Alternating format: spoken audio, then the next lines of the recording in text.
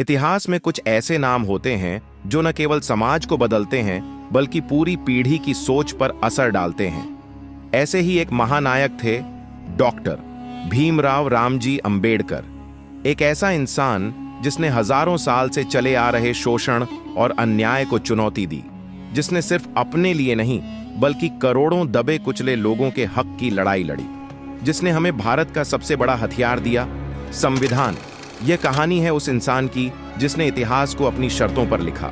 14 अप्रैल 1991 मध्य प्रदेश के एक छोटे से कस्बे महू में एक बच्चा जन्म लेता है। नाम रखा गया भीमराव, लेकिन जाति के नाम पर समाज ने उसे अछूत बना दिया। स्कूल में अलग बिठाया गया, पानी छूने तक की इजाजत नहीं थी, पर शिक्षा की लौ छल चुकी थी। मुश्किलें कितनी भी बड़ी हों, अगर हौसले बुलंद हों तो रास्ते खुद बन जाते हैं। भीमराव ने न केवल भारत में पढ़ाई की बल्कि अमेरिका के कोलंबिया यूनिवर्सिटी और लंदन स्कूल ऑफ इकोनॉमिक्स से भी उच्च शिक्षा प्राप्त की। वे भारत के पहले दलित थे जिन्होंने विदेश से डॉक्टरेट की डिग्री ली। शिक्षा के साथ साथ अब वे समाज को बदलने के मिशन पर निकल पड़े थे। 1927 में महाड़ सत्याग्रह के जरिए उन्होंने छुआछूत के खिलाफ बिगुल फूंका। वे कहते थे, अगर कोई धर्म मानवता को समानता नहीं देता तो वह धर्म नहीं, गुलामी है।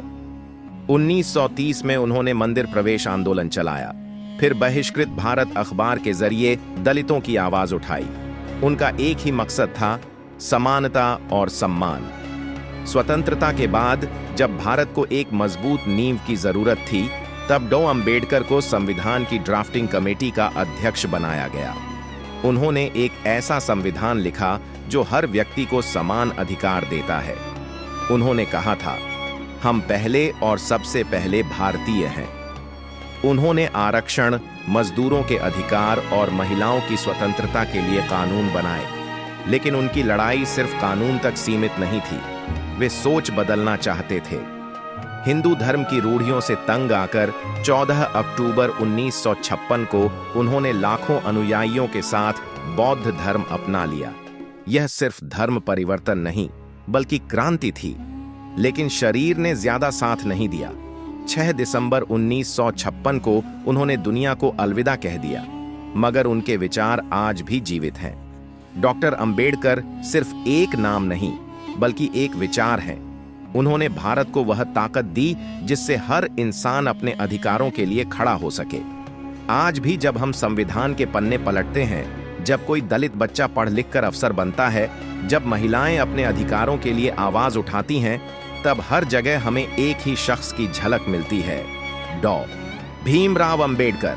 अगर आप उनकी विचारधारा को मानते हैं तो इस वीडियो को शेयर करें ताकि उनके विचार हर कोने तक पहुंचे। जय भीम।